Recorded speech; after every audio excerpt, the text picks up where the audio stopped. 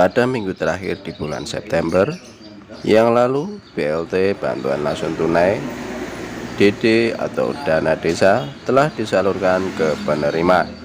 Pada pekan depan, tepatnya Senin besok, akan dicairkan lagi BLT ini. Pencairan BLT ini lebih dikhususkan kepada desa atau kelurahan yang penyalurannya belum dilakukan karena sesuatu dan hal lain. Hal ini sering terjadi mengingat teknis penyaluran BLT-DD diserahkan sepenuhnya semua kepada kelurahan atau desa masing-masing.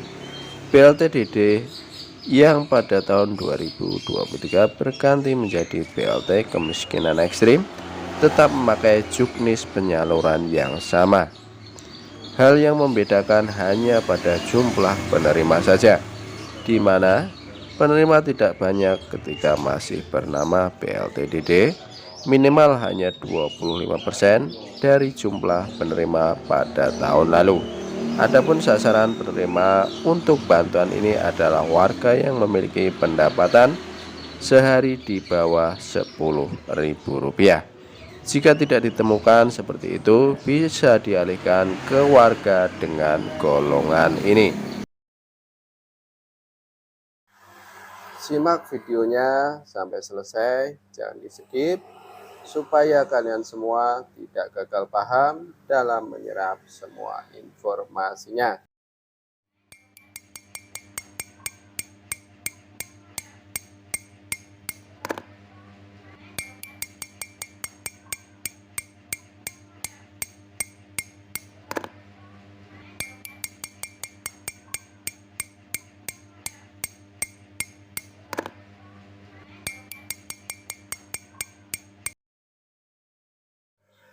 Assalamualaikum warahmatullahi wabarakatuh.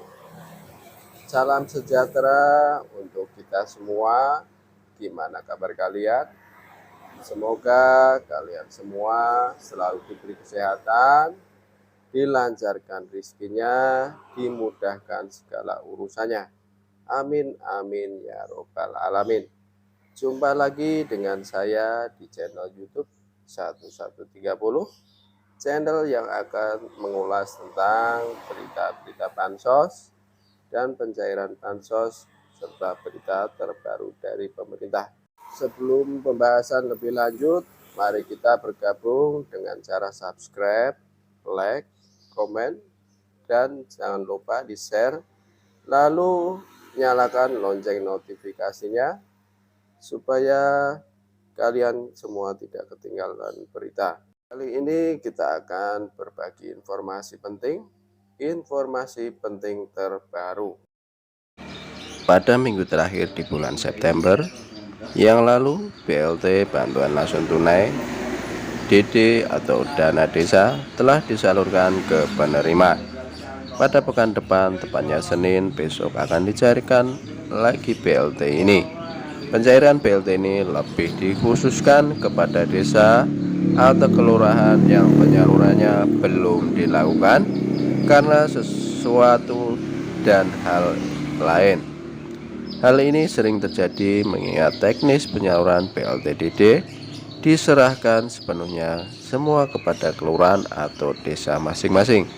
BLT-DD yang pada tahun 2023 berganti menjadi BLT kemiskinan ekstrim tetap memakai juknis penyaluran yang sama. Hal yang membedakan hanya pada jumlah penerima saja, di mana penerima tidak banyak ketika masih bernama BLT-DD, minimal hanya 25% dari jumlah penerima pada tahun lalu. Adapun sasaran penerima untuk bantuan ini adalah warga yang memiliki pendapatan sehari di bawah Rp10.000. Jika tidak ditemukan seperti itu, bisa dialihkan ke warga dengan golongan ini. Pertama, memiliki penyakit menahun, lansia sebatang kara, atau tidak terurus. Kemudian yang ketiga, penyandang disabilitas berat. yang tidak memiliki penghasilan untuk makan sehari-hari atau tidak tetap. Untuk penyaluran yang akan dilaksanakan Senin nanti meliputi alokasi Juli, Agustus, dan September tahun 2023 dengan jumlah total bantuan sebesar Rp900.000, di mana per bulan penerima akan mendapatkan sebesar Rp300.000. Jadi total per tahun didapat per KPM atau keluarga penerima manfaat adalah sebesar Rp3.600.000. Penentuan jumlah dan siapa saja penerima diserahkan kepada masing-masing desa atau kelurahan melalui Muskel dan Musdes dengan anggaran masih memakai 20% dari anggaran dana desa yang ada. Jadi, untuk kalian yang ingin mengetahui siapa saja penerima pada tahap ini, silahkan tanyakan langsung ke pihak desa atau kelurahan atau kecamatan di mana kamu tinggal. Sebagai tambahan informasi, BLT kemiskinan ekstrim ini adalah modifikasi dari BLT-DD yang awalnya didasari untuk penanganan COVID-19 dan percepatan stabilitas ekonomi di masa pandemi COVID-19. Pencairan bantuan ini akan dibagikan per 3 bulan atau per 2 bulan, tergantung dengan kebijakan masing-masing Pemda.